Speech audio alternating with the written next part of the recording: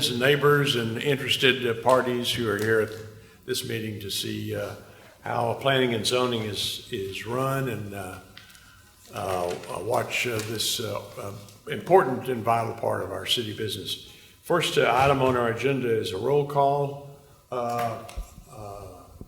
Matthew, you're doing this? Yes, sir, I am. Is my microphone on? Yep. Okay. All right. Shall I begin? All right. John Landez. Here. Michael Carmichael. Here. Christina Davis. Here. Philip Humber. Here. Clint Childs. Here. Carlene Dark Bays. Here. And David Hudson. President, we have a quorum for this meeting. The Planning and Zoning Commission makes recommendations to the City Council. Any item approved today will be heard by the City Council at its regular meeting on Wednesday, January the 24th, 2024, commencing at 9 a.m. If you received a notice for this meeting, you also have received a notice for the City Council meeting. If any item is denied, the applicant has 10 calendar days to file a written appeal with the Planning Department. The appeal will then be acted upon by the City Council. If you're here to speak for or against an item, please state your name, come to the microphone and state your name and address for the record. Comments should be limited to 5 minutes or less, although extensions of time may be granted by the chair upon request. At the conclusion of this meeting, we will have a work session to plan for the February meeting, and that work session will be at 1:30 across the street in the Tyler Development Center, 423 West Ferguson, in the large conference room. And like all of our meetings, they're open to the public. The next item on our agenda is minutes from our last meeting. Have commissioners had an opportunity to review these? Any questions, corrections? Mr. Chairman, I move we approve the minutes. Second. Motion's been made and seconded to approve the minutes. Any discussion? If not, all those in favor say aye. Aye. Any opposed? Minutes are approved. The first zoning item on our agenda is ZA 23-004. This is the Unified Development Code. Kyle? All right. Good afternoon, everybody, and Happy New Year. This first item is an amendment to the Unified Development Code. It's something that we do annually in regards to the 20-year city limits. The Texas Local Government Code provides that the city council, or if the city council adopts an ordinance declaring an area to meet the statutory requirements to be part of the city, that finding is uncontestable. The Local Government Code allows cities to adopt an ordinance declaring areas that have been part of the city for at least 20 years to be declared part of the city.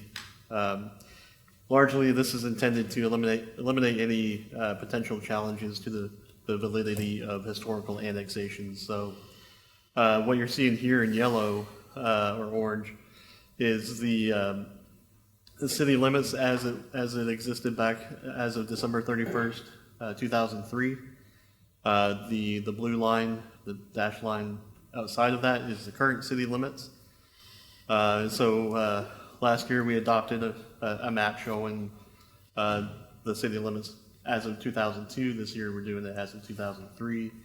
And I think the main change between last year and this year was there were some annexations in the Cascades area that are now at least 20 years old.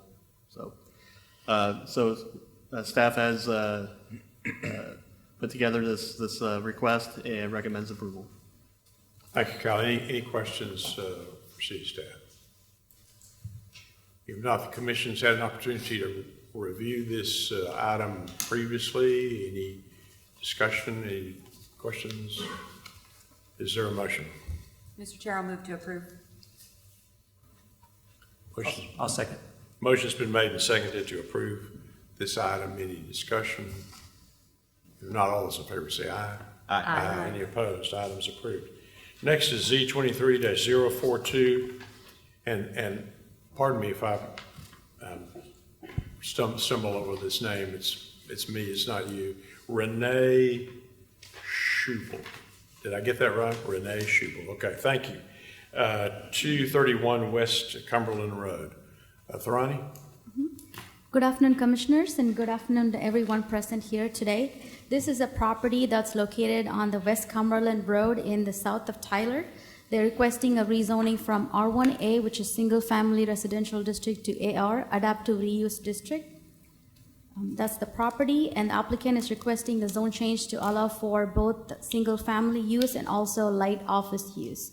Looking at the surrounding zoning, the property to the north and east is zoned R1A and developed with single-family homes. And the property to the west is AG, Agriculture District, and is also developed with a single-family home. And the property to the south is PMXD1, which is our mixed-use district and is currently undeveloped. The future land use guide identifies this property as single-family medium-low density, and the AR use would be consistent with the future land use guide. That's the aerial view of the property, and going to the rezoning request itself, the staff analysis is the adaptive reuse district allows for limited office use and also single-family use both, and at the same time it could be like a work-live situation. One could have a home and also office at the same time. So AR allows for that use. It also allows for dentist's office. It could be attorney's office. It could be accounting office. It could be any light offices that could be a part of that AR use. However, the applicant has not let us know the intended use at this time. They have made sure to let us know clearly that they are trying to sell the property, and that's why they want to see if they can get an AR adaptive use where they could have both uses at the same time on this property. Also, after discussing with the traffic engineer, Cameron Williams, this morning it was brought to our attention that the driveway from that property, I can go, yes. From the driveway, the site visibility to turn left or the right was not adequate as per the Unified Development Code at this time. So that would cause a safety concern for the additional office traffic than right now with the residential traffic. So that additional traffic might cause a safety concern. So that is the traffic impact of that proposed use. And there's the retention wall and the fence. Out of the 9 notices that was sent, 1 was received in favor and 4 in opposition to the request, bringing the protest calculation 50.50%. The neighbors were concerned about changing the residential character of the neighborhood and decreasing their property value with the commercial at this property, and also privacy and then traffic. Staff has performed a technical review of the request and finds that it does not meet all the approval criteria, with safety being the main concern. Staff recommends denial of this request at this time. All right, Tharani, thank you very much. Any questions for city staff? All right, if not, I've got a screen that tells me people that have signed up to speak. I don't see anybody on that list, but that doesn't mean that people might be welcome to speak. So if you're here to speak for or against this item, somebody come to the microphone, state your name and address for the record, and let's hear your comments.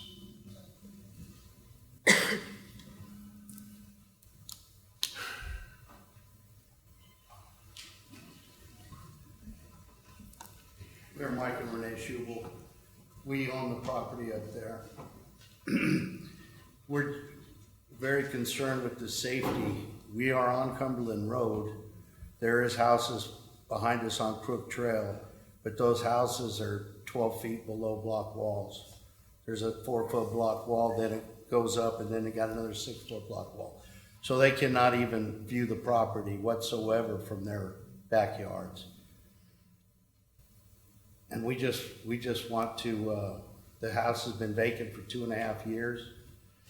It's a nice piece of property, but everybody is concerned with the safety of entering and leaving the property.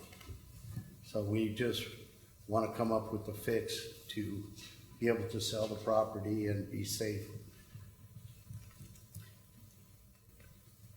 So you're interested in selling, you're interested in It's for selling? sale. It is It's for sale, yes, yes. Let We are me, not personally opening a business there. let me apologize. I didn't see names on the list, but now with Kyle's help, they've showed up. So I do have a list of people, and you're Mike Schubel, is that Yes, right? yes, and this is Renee. Renee. Any questions for these folks? So what exactly would the rezoning, what benefit is that? We just want to sell the property. We've had it, it's vacant for 2.5 years. And we've had multiple people interested just because of the safety deal with a family residence. They are just afraid. So I thought, if it'd give us a better avenue to help try to sell the thing. And, it's a nice piece of property, but like I said, it's just been vacant. So we just want to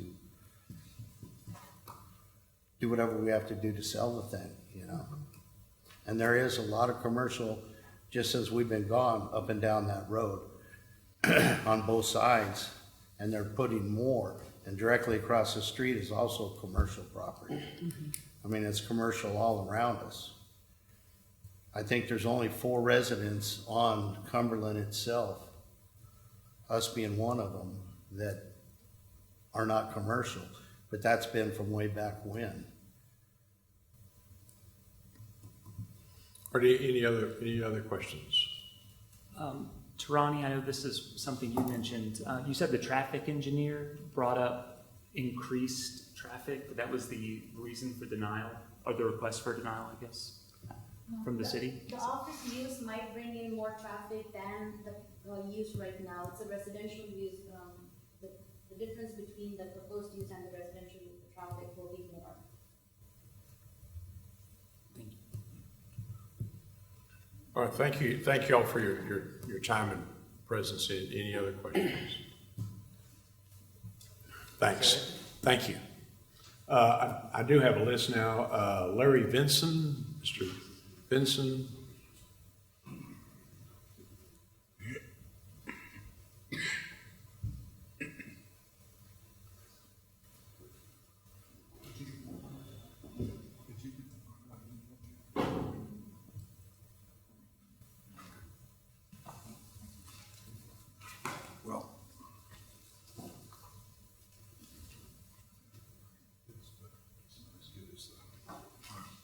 Hello, my name is Larry Vinson. I live at 309 West Cumberland Road, next door to this property. And I do have a little presentation to go through. I hope I have time to get through it. I'd sent a file in, but I guess I was too late getting it in to get it loaded.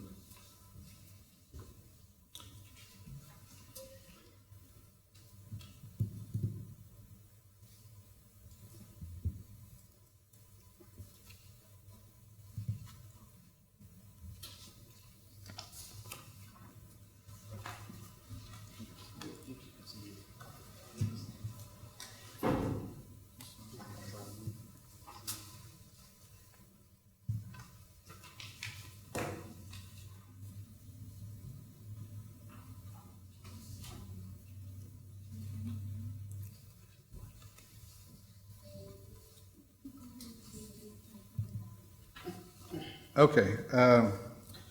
Well, the first item that was on my presentation was Section 10.8 of the UDC. And there's many things on there that are the purpose of the zoning code. You guys probably know it by heart. But I wanted to emphasize some of the items. Item number 3 on that page is enhancing residents' quality of life. Item number 4 is protect the character of established residential neighborhoods. Item number 5 mentions protect property values. And item number 12 says ensure adequate privacy. So that's directly out of the UDC. The next page, which is up there, if you can read it, this is the description of AR, and I wanted to go over exactly what it said. And it says it's for rehabilitation and reuse of residential buildings and other structures that are generally but not exclusively historic residential neighborhoods. Now, this is not like the law offices and other things like on Houston Street to the east of Broadway and other places like that, and I'm going to give you some details on why. It also says it's to use older homes for low-intensity commercial without distracting from the essential residential character of the area, nor allowing a proliferation of heavier commercial uses. So this has the potential to be used for many things, not just offices. And in a minute, I'll go over what some of those things are. But this is not an older home. It's a beautiful home. It was actually remodeled several years ago and became a parade of homes home after the remodeling. And Mr. Schubel has done some more improvements to it since then. The outbuildings are very, very nice. They're stucco on the outside, really pretty and really nice. Can't remember if Thorani mentioned, but this has not been used for commercial since this area was annexed into the city of Tyler. It's always been zone restricted. On the next one, this is a general area around it. This property is outlined in orange. My property is immediately to the left, and my house is highlighted in red there. And it shows all the Crooked Trail residences, and looking further to the west, those are 10-acre estates with single residence homes on there. So my home and further down the street would never be used for AR. It just doesn't fit the, can't see it from here. Speak into the microphone. Okay, sorry. Would never be appropriate for an AR use. On the next page, I put this in here because in addition to all the other things that can be used for, there is a section 10.6, which is classification of unlisted uses. And what it says is when uses of land, buildings, or other structures arise that have not been classified in this code, the planning director will make an administrative decision as to the appropriate use category and zoning districts in which it will be allowed. So that just creates more uncertainty about what's going to be done here. There's no planned business coming in there now. We don't know what it might be in the future. But this could become an issue sometime in the future. And the next page is a detail of the area. And my house again is shown on the left. You see the edge of the red highlighted area, which looks down onto the large concrete area that was done on this 1.25 acre tract. It's not just a small tract, it's 1.25 acres. And on it, there's a residence, you can see, which has a pool, a gazebo. It's a very nice house, but there's no possibility for parking in front. All the parking is going to have to be around on the back, and that's right out my front yard.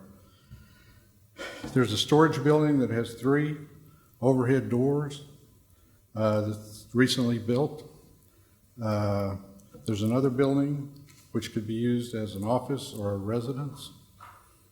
And then there's a building to be used as shop building or additional storage. There's a tremendous amount of storage here which would lend itself to commercial use. And what I'm saying is this is over and beyond AR. And the concern is that this will morph its way into being something bigger, that whatever business comes in there will just keep getting bigger and bigger and bigger.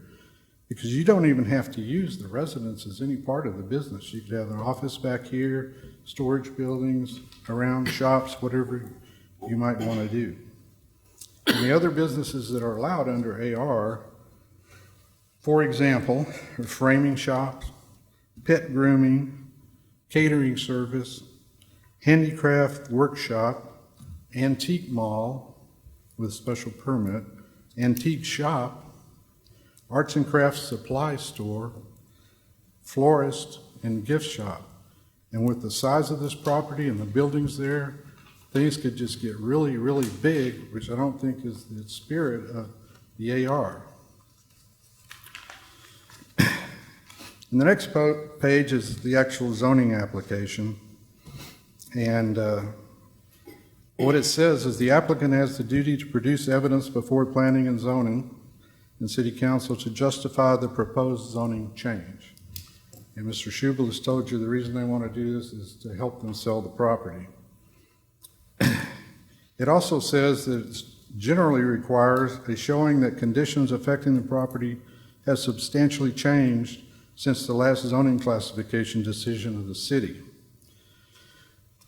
Well, on the next page,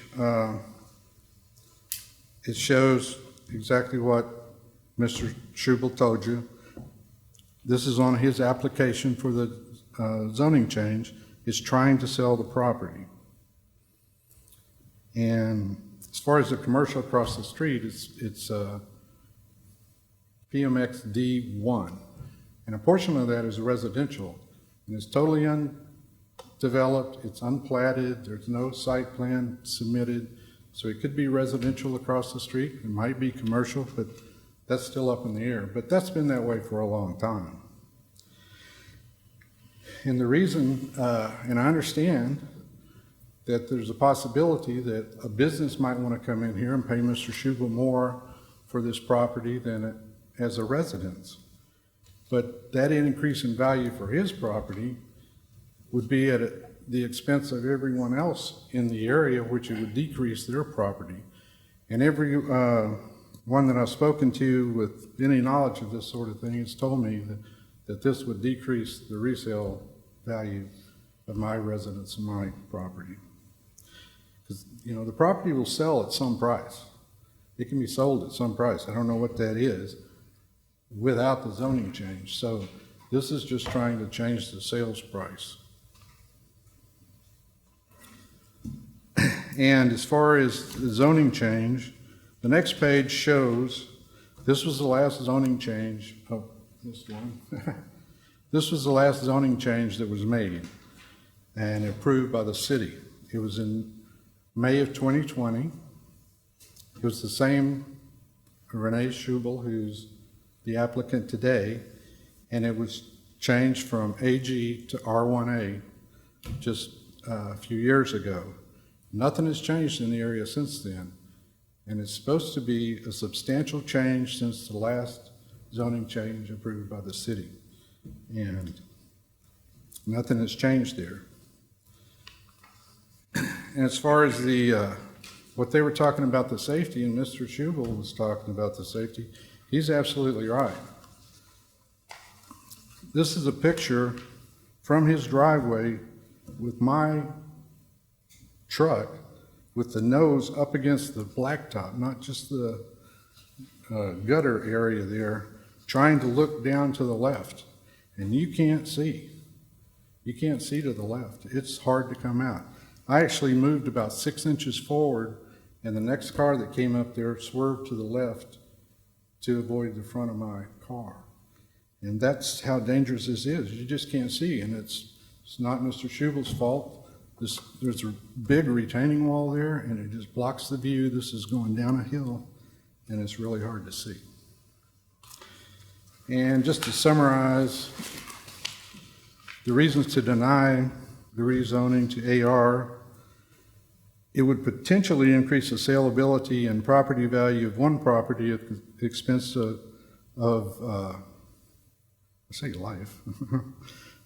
property values of many properties.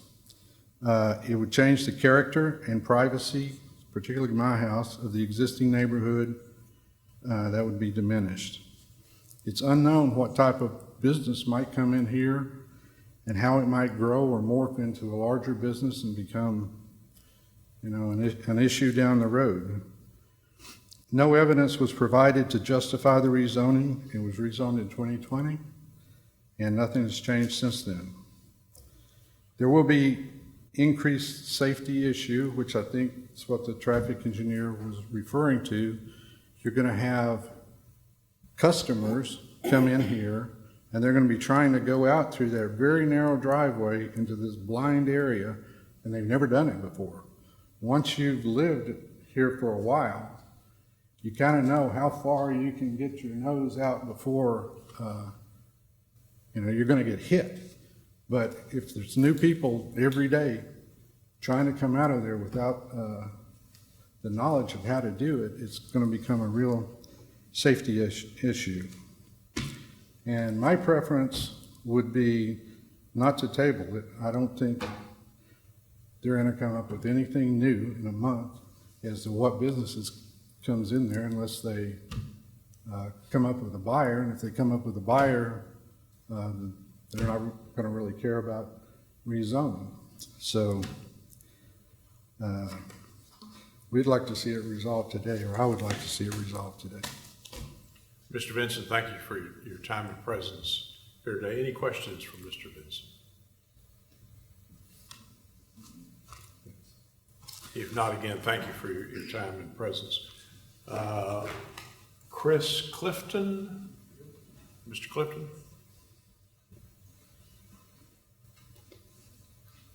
Yes, my name is Chris Clifton, and I live at 8204 Crooked Trail, which is it's just right up the road from this property.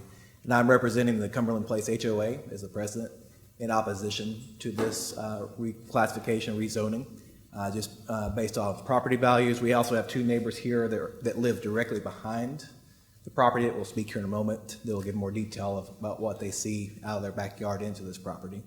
But we would like to see it denied and stay R1A. That when you looked at that picture that was shown a minute ago, I mow the front entrance there, and you watch traffic come and go. And Tyler PD sits, the place I mow is to the right, just a little further down, a little grass strip. And when you watch traffic come and go through there, it's posted 35 miles an hour there, but it's really not taking 35 miles an hour. It's about, most people drive at 45 to 50. And so if you're going 45 to 50, gaining speed up the hill from Broadway, or coming down the hill from Faulkner and going by Dayspring and coming south, or heading, that would be east, traffic is an issue there. And so it would cause more traffic to come in and out of that property, and would also be an issue for our residents as we turn right, heading that way. And so I'm just here today to voice opposition to this rezoning, and let our two neighbors also fill in more details about their property as well. Thank you, Mr. Clifton. Thank you. Thanks for your time and presence. Any questions for Mr. Clifton? If not, again, thank you for your time and presence.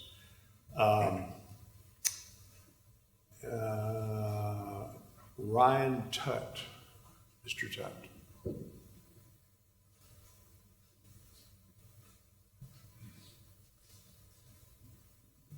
Name is Ryan Tutt. I live at 8501 Crooked Trail. Lived there since 2016 with my wife. Can we go back to the aerial shot? So I am the second house on the left on Crooked Trail, which is the third property. And when we first were looking at this house and coming back to Tyler, our first draw was really the backyard, because even with our proximity to Cumberland, Broadway, and all the noise, still have this private place. We do have a masonry wall in the back that separates the property, so it's quiet back there. But those two buildings, they do sit about, like you said, 12 feet above us, but you can clearly see them in my backyard. And if it were to go to some business or something, there's no telling what kind of lights might be shining into our backyard, and we just want to keep it private. And so that's why I'm speaking in opposition. All right, any questions for Mr. Tutt? Thank you for your time and presence. I think those are all the people that have signed in. Are there others who would like to speak? Yes, sir. I signed in right now. Would you come to the microphone and state your name and address for the record, please?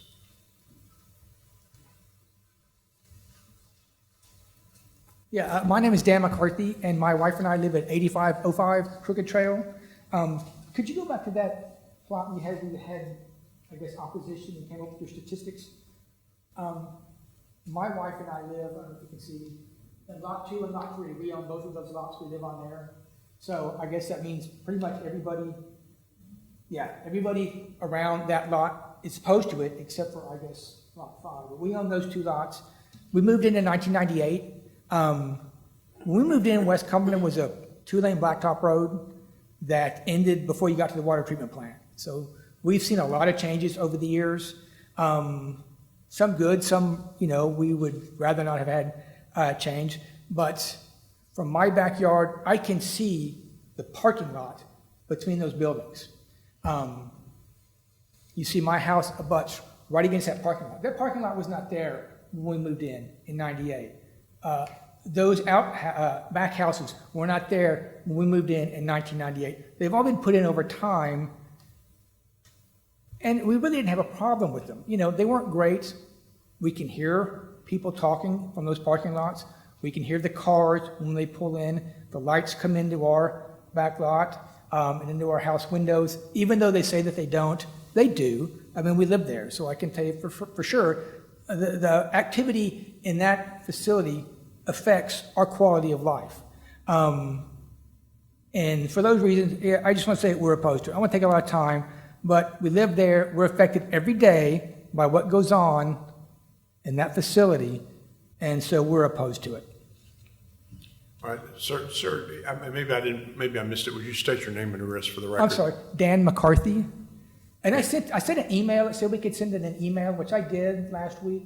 I guess it didn't get circulated or something, but yeah, I sent an email opposing this. Any questions for this gentleman? If not, thank you for your time and presence. We've had some traffic conversation. Cameron, I wonder if you'd want to just share with you the city's perspective on this situation. Good afternoon, Cameron Williams. I'm the traffic engineer for the city of Tyler. So just to kind of reaffirm, out there today, coming out of that driveway, you probably have about 100 feet of sight distance if you're trying to make that exit, maybe a little less than that. From a design standards, I mean, you'd want at least probably 335 feet or more to make that, 250 at a minimum. And so think of that in perspective of at 35 miles per hour, a car is traveling about 50 feet per second. So that's 2 seconds or less of sight distance. And so that's where kind of the safety concern comes from that standpoint. You add additional traffic to that from office or some other use that's more than just residential, you're going to increase the potential of a safety concern that's already there today. So hopefully that kind of gives some of that information. Thank you. Any questions for Cameron? Was there something mentioned about the width of the driveway, or was it just strictly a? We did not address that specifically, but it's a one vehicle width driveway, so you're going to get one vehicle in and out at a time until you get to the back part of the property where it widens up. Any other questions? Thank you, Cameron. Thanks for being here. I think those are all the people that have signed up to speak. Are there others who would like to address this item for or against? If not, Thrani, the staff recommendation is to deny. Yes. Commissioners, is there any discussion or somebody like to make a motion? Mr. Chairman, I move that we deny Z 23-042. Motion's been made to deny. Is there a second?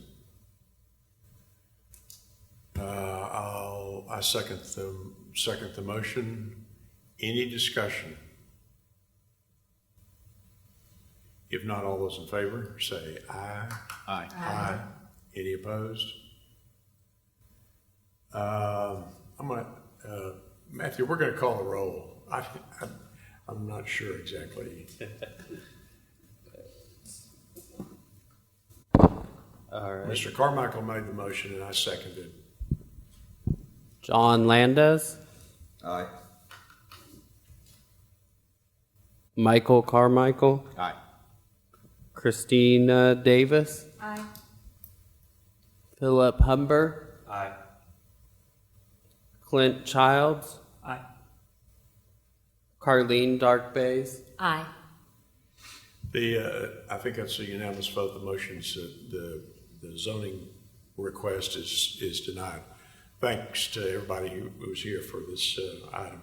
The next item is Z23-045. Carleen is going to have to recuse herself for this item. Genico West Mud Creek LLC. Thrani. This is a zone change request from PMF C1 and PUR to PMXD1, PUR, and C1. This is a property that's located at the intersection of Holly Tree Drive and Legacy Bend. The applicant is requesting the zone change to develop the area with the mixture of uses. The property to the north is zone PXR and is for townhomes, and the property to the east is PUR, is for single-family detached units, and the property to the south is C1, is for commercial, and the property to the west is PMXD1 for mixed use and C1 commercial. All the surrounding properties are currently undeveloped and is with Genico Properties. Looking at the future land use guide, the future land use guide identifies this as a mixed use center, and this would be consistent with the mixed use center. That's the subject property. And this map clearly represents what they are planning to do. If you can look at the zoning, they're requesting the PMXD a little bit south, because you can see the sliver at the bottom. They're just trying to make it uniform and consistent in the same way they're trying to do with the C1 and the triangular portion side of here. And then also the PMF, they are wanting to do the same thing that they did to the east of the property. That's PUR, and this is also going to be PMF to PUR with the same site narrative as PUR. So this will be uniform and more consistent in the neighborhood. And that's the site narrative that's proposed. Out of the 6 notices that was sent, none was received in favor or in opposition to the request, and staff recommends approval of the zone change. All right, thank you, Tharani. Any questions for city staff? Mr. Rouge? Mr. Brewer? Are there others here who'd like to speak on this item for or against? If not, is there a motion? Mr. Chairman, I make a motion that we approve item Z23-045. I second. Motion's been made and seconded to approve this item. Any discussion? If not, all those in favor say aye. Aye. Aye. Any opposed? Items approved.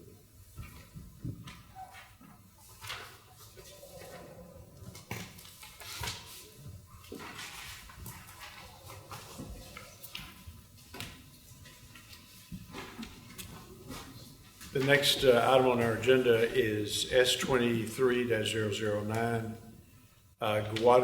Guadalupe and Luis Morales. Tharani? The applicant is requesting the special use permit for a major food truck park. This is a property that's located at the intersection of West Front Street and South Vine Avenue. Looking at the surrounding zoning, the properties to the north, east, and west is zone C2, and they're developed with commercial uses. The property to the south is AR, and it has a bed and breakfast. This is the special use permit, and the special use permit are approved for a specific period of time.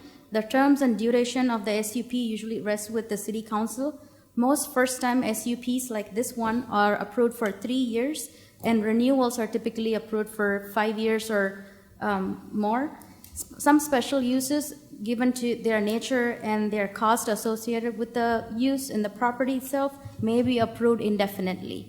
So this is a special use permit for a maximum of 8 food truck sites. Let me show you the site plan. The applicant initially said they were going to do 6, but then they had increased it to a maximum of 8. And the restrooms would be on site. There is a building, you can see to the east of the site, in the site plan, and there will be restrooms inside the building. And the food trucks will return to their commissary each night, so there won't be any food trucks at night in that property. Also, the food trucks shall comply with the applicable regulations of Net Health, all the applicable building codes and International Fire Code, and the Unified Development Code, and also the screening and noise regulations will be as per our Unified Development Code regulations. The applicant has let us know that an on-site manager will be present on-site to manage the facility.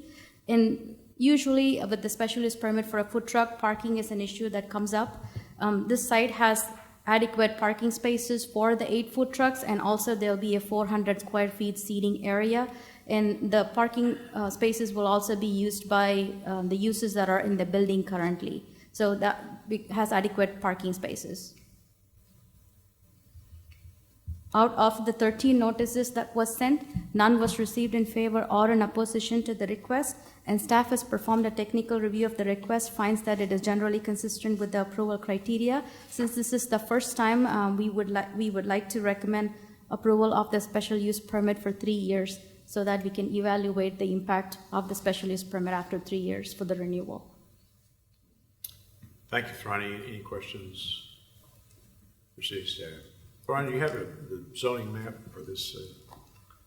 Does this have anything to do with the existing buildings there, or will they not be used for that purpose other than maybe the restroom part? They have an office space and a restroom designated for this food truck park. Okay, but the other buildings will, or the other offices will stay whatever they are? Yes. Everybody's free to shed a tear for Cox's. Yeah. Any questions for city staff? If not, Alexis Morales. Alexis.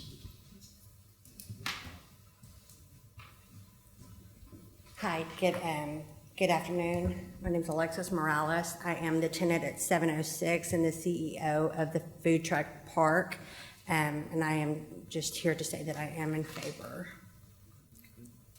Maybe you can address Mr. Carmichael's question about the existing buildings. So there are several properties. To the far west side is an empty parking lot, which we have made designated areas for the food trucks to come in and pool during the day for the designated business hours that we will be open. And 706 is, I guess, just like a rental office where if they need to accommodate to go to the bathroom or wash their hands, then they can. That's open during normal business hours as long as the park is open. That's the one closest to the park. That's going to be the old Cox's Grill that I grew up as a little girl looking over the counter ordering breakfast. So, yes, sir. And this is, and what do you predict the hours are supposed to be? 10 a.m. to 10 p.m. Yes, sir. But it'll be just lunch and dinner, just kind of like 2 shifts, because then they'll leave, and if they have to leave the property to go stock up and then come back for the evening. But we'll have somebody on staff, on site all day. Ronnie, the ordinance regulate hours for food trucks? Not at all.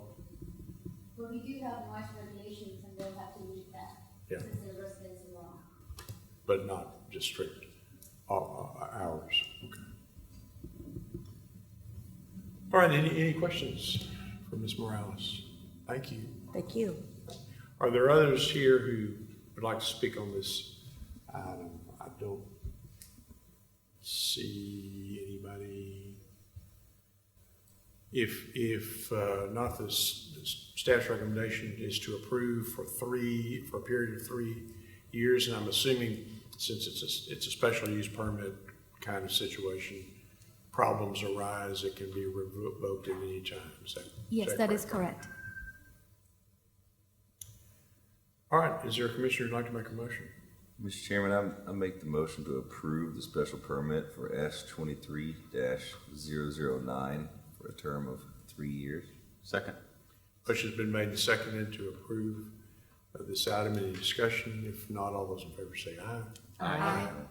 Good luck with your project. Thank you so much. Next is S23-010, Melanie and Ricky Roberts. Ronnie?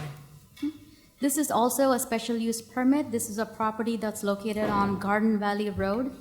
However, this SUP is for a renewal.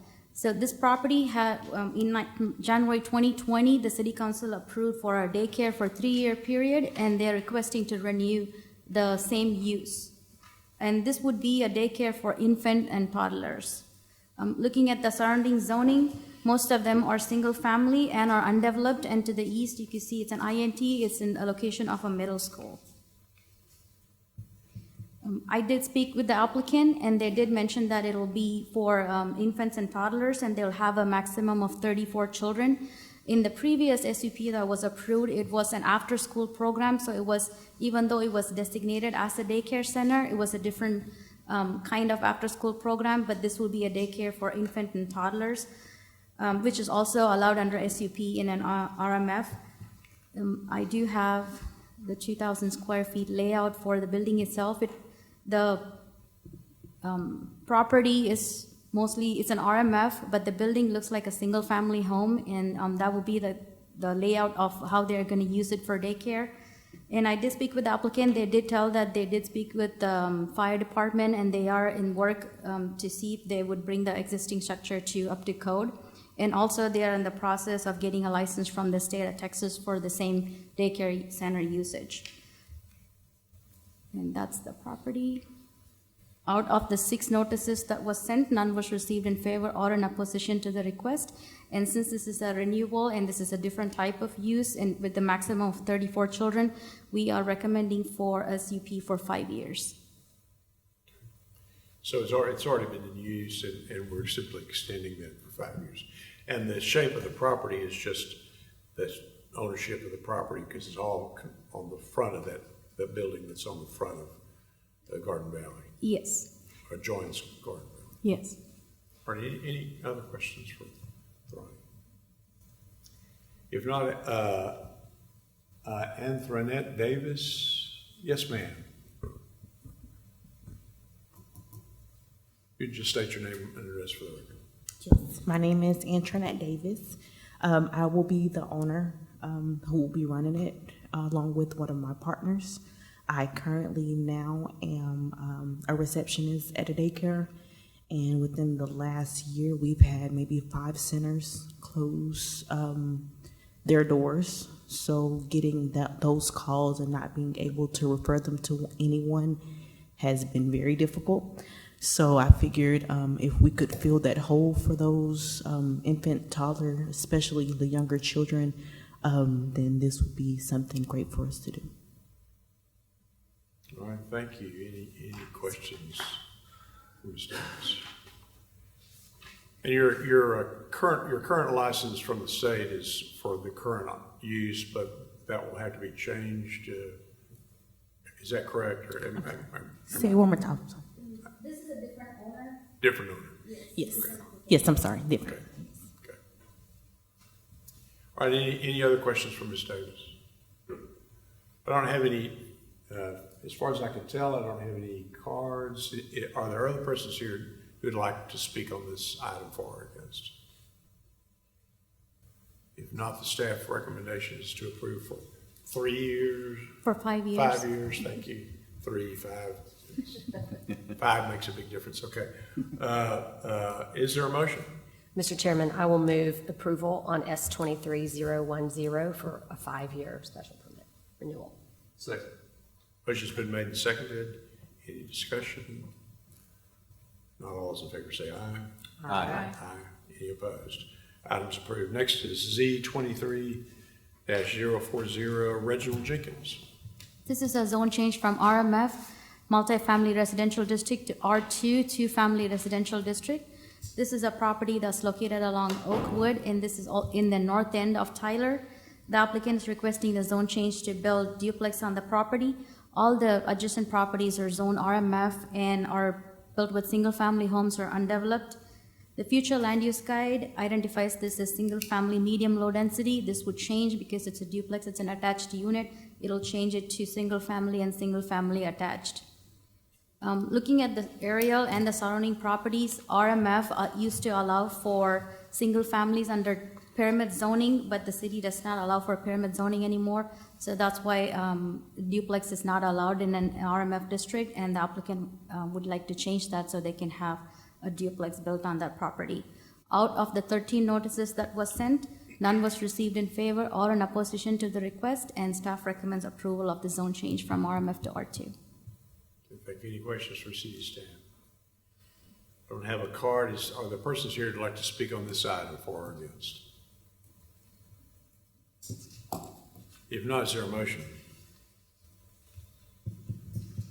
Mr. Chairman, I move we approve Z 23-040. Second. Motion's been made and seconded to approve this item. Any discussion? If not, all those in favor say aye. Aye. Any opposed? Item's approved. Z 23-44, Dennis Walker. This is a zone change from C2, General Commercial District, to RMF, Multifamily Residential District. This is a property that's located along Seaton Street and then Frankston Highway.